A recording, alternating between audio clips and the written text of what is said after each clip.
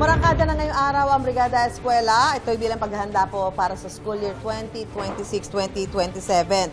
At ito pong Brigada Eskwela ay ginagawa taon-taon para maging handa ang lahat ng mga eskwelahan sa pagbabalik eskwela ng mga estudyante. At nandito nga po tayo ngayon sa President Corazon Aquino Elementary School, isa sa pinakamalaking paaralan sa lungsod ng Quezon. Sa ngayon po ay nasa 8,500 ang bilang po ng mga estudyante dito. Mula po ito kindergarten hanggang grade 6.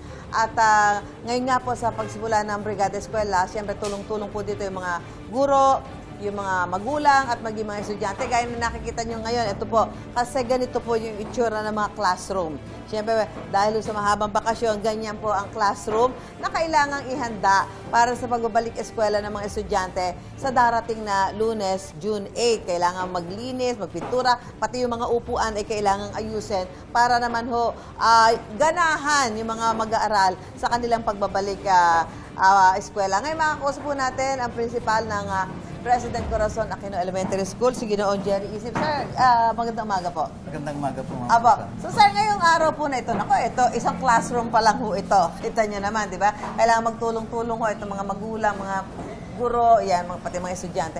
Ngayong araw po, ano yung na-expect nyo na ma-accomplish nyo dito sa eskwelahan? Sa unang araw po kasi tatanggalin lahat ng mga yung mga upuan natin, ilalabas muna lahat. Tapos yung pong mga lilinisin ng classroom, pati mga dingding at mga bintana.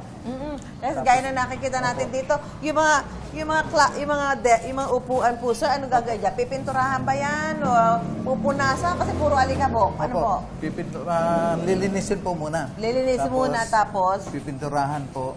Itong mga flooring po, gaya nito, ano ho bang plano dito para naman maging kaaya-aya sa mga estudyante? Actually, kasama rin po sa pagpipintura ang mga flooring. So, lilinisin din ho na mabuti.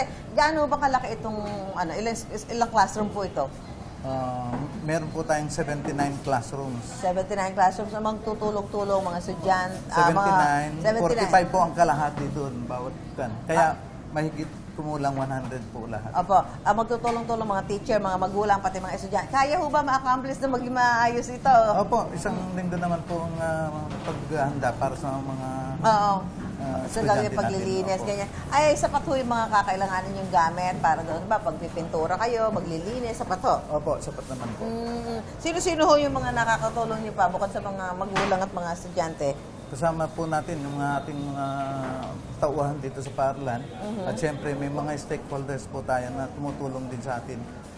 May mga volunteers po from Children International, yung Jollibee, yung Shakey's. Apo, may mga... may guidelines po ba sa kanila kung paano, kung makikita? Wala naman po, pumapunta lang po rin para magpapahayag ng kanilang pagsuporta para sa Brigada Eskwela. Yung bilang ho na enrollees nyo, 8,500, tama? Sapat ho yung bilang ng classroom nyo o paano ho ang gagawin ninyo para mapagkasya yung mga estudyante? Actually, marami po tayo. Tulad nito, kalahati lang po ito. Kalahati lang itong Opo, itong classroom na ito. Yung kalahati supposedly po ay isa lang ito, pero naging dalawa po.